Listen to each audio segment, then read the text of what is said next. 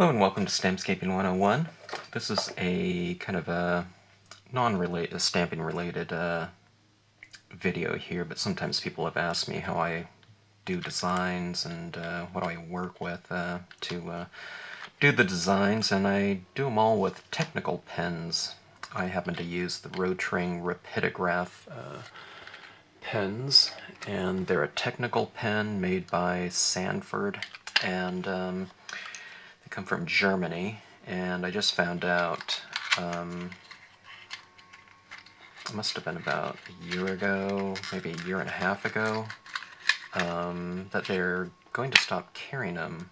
I don't know if it was just permanently or just in the US as far as imports go, but I'd have to think that they're probably just discontinuing them. There's just less people using this type of writing, drawing instrument these days, I guess, and kind of going over to computer, digital, going over to a digital process. But anyways, I thought I'd do a video on these things anyways, just to, I don't know, for a matter of record. And anyways, I'm going to show how to put these together. These are the ink cartridges that come, that are made for the Rotring Rapidograph pens. They come in various sizes. I happen to use the 0.3 and 0.25 millimeter size nibs. This is that little nib here, and it's a real fine point nib. There's this little tiny tip here, and it has this little like piston of a mechanism inside that has a tiny little steel, it's almost like a thread that goes up that barrel into that tip there. You can hear it kind of shake around a little bit. And that's the thing that pushes the ink up to the tip there. You take these cartridges right here, and there's this little screw mechanism at the end of that. You screw that in right there, okay? And you just push this into the cartridge, push it down, and it breaks this little seal in there. And that ink, I could just see it filled up that little area in there. Unscrew the top, put this little sleeve back over the top of it, and that goes back into this kind of generic barrel here. And you just start kind of shaking it back and forth like this, and that eventually will work some of that ink into that little tip there. It takes a while because it is such a really fine tip in here, so well, that didn't take any time at all, I guess. I don't know, sometimes that takes longer.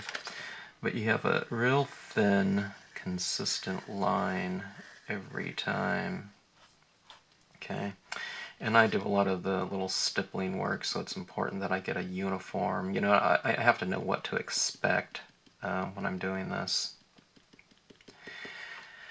These are some other tips here, and here's the cap for this. And here's some other sizes that I rarely use. This is a 0.18, and it's such a fine tip there. I just don't think that that's going to translate into a rubber stamp master, which is a magnesium plate where they photographically take a picture of your original drawings and then they print that onto a magnesium plate, acid bath it anywhere where there's a image printed onto the plate. It eats away at the magnesium, leaving a raised image. Okay, now this is a drawing that I started a while back, and I haven't worked on it for a while, but it's going to be a stone wall, so if any little dot, all these little black dots are going to be raised on a magnesium plate.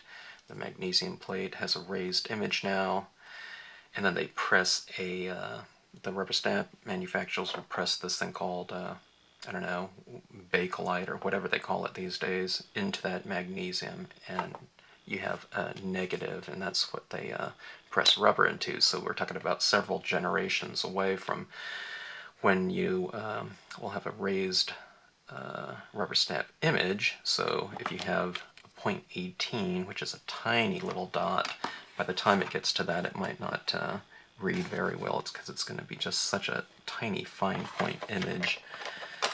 And I have a 0.35, and here's a 0.5. I haven't used these in such a long time that the ink inside is, let's see, that's all kind of dried out in there.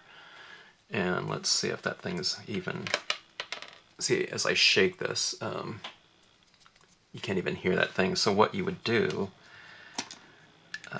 is you would, to take this apart, it's even kind of caked on the inside of this little screw-on sheath, you know, top. Screw this on, and kind of get that caked on ink out of that cartridge there.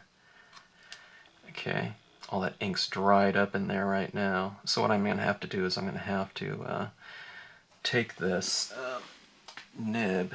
Let's see, I don't have a paper towel here. Try to grab it like that.